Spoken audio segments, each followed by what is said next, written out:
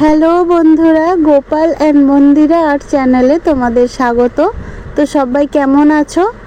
আজকে আমি একটা মাটির বোতলে খুব সহজে কিভাবে কলকা ডিজাইন আঁকবে সেটা দেখাবো। আর এই বোতল পেন্টিংটা আমার অর্ডারের কাজ ছিল।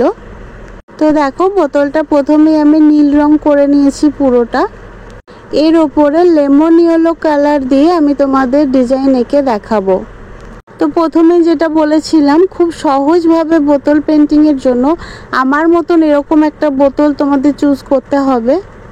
কারণ এই বোতলটার গায়ে দেখো অলরেডি বর্ডারগুলো করাই আছে, সুতরাং তোমাদের বর্ডারগুলো আঁকতে খুব বেশি কষ্ট করতে হবে না। তো সব বর্ডারগুলো আমি একে একে এঁকে নিয়েছি, তারপরে আমি ডিজাইন শুরু করেছি। আমি যেইভাবে তোমাদের এঁকে দেখাবো সেইভাবে যদি তোমরা বাড়িতে ট্রাই করো, তাহলে যারা ডিজাইন পারো না তারাও খুব সহজে মাটির বোতলে কলকা ডিজাইন আঁকতে পারবে। ভিডিওটা তোমরা প্লিজ পুরোটা দেখো, ভালো লাগলে অবশ্যই একটা লাইক করো আর সাবস্ক্রাইব করে পাশের বেল আইকনটি প্রেস করে দিও, যাতে আমি নতুন নতুন আর্ট অ্যান্ড ক্রাফটের ভিডিও দিলে সবার প্রথম তোমার কাছেই নোটিফিকেশন আসে। কিন্তু বন্ধুরা, আমার একটা কারণে আজকে মনটা খুবই খারাপ।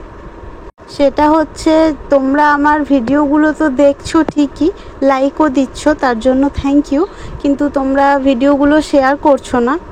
তো সেই কারণে আমার ভিডিওগুলোতে ভিউজও খুবই কম হচ্ছে। তো তোমরা প্লিজ আমার একটু পাশে থেকো আর আমার ভিডিওগুলোকে একটু শেয়ার করে দিও, এটাই চাইবো তোমাদের কাছ থেকে।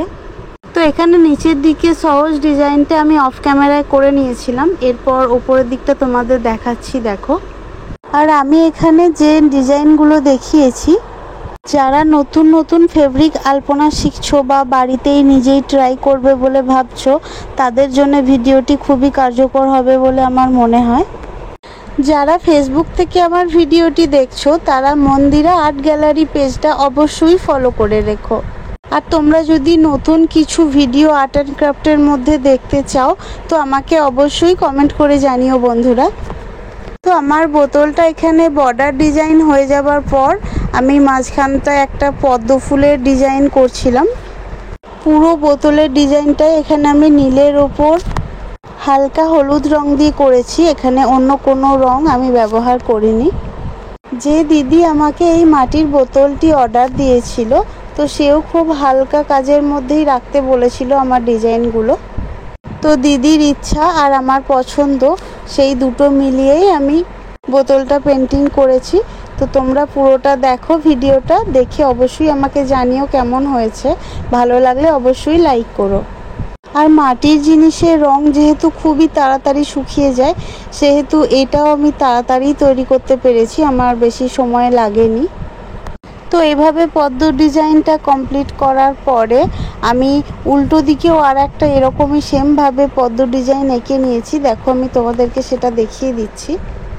তো দুটো পদ্ম ডিজাইনের মাঝখানে এখানে আমি একটা মাপ করে নিয়েছি, এখানেও ছোট করে কিছু একটা ডিজাইন আমি করব। যে বন্ধুরা আজকে প্রথমবারের জন্য আমার ভিডিও দেখছো বা নতুন নতুন পেন্টিং শিখতে চাইছো, তারা গোপাল অ্যান্ড মন্দিরা আর্ট আমার ইউটিউব চ্যানেলটি অবশ্যই ভিজিট করে নিও।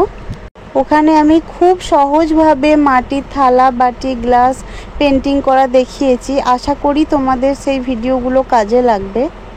আর এই রকমই নতুন নতুন আর্ট অ্যান্ড ক্রাফটের ভিডিওর জন্য চ্যানেলটা সাবস্ক্রাইব করে রেখো। তো দেখো বন্ধুরা, এখানে আমি এরকম একটা সিম্পল ডিজাইনই করেছি। তো এর উল্টো দিকেও সেমভাবে আমি একই ডিজাইন করে নিয়েছি, তোমাদের দেখাচ্ছি দেখো। তো বোতলটা আমার প্রায় শেষের দিকে, শুধু ওপর দিকে একটু দেখো এরকম ডিজাইন করে দিয়েছি আমি। এটাও খুবই সহজ ডিজাইন একটা। এই ডিজাইনটা শেষ করার পর পুরো বোতলটা আমার কমপ্লিট হয়ে গেছে। তো তোমাদেরকে একটু ঘুরিয়ে দেখাচ্ছি দেখো, দেখে জানিও কেমন হয়েছে বন্ধুরা। টাটা আজকের মতো।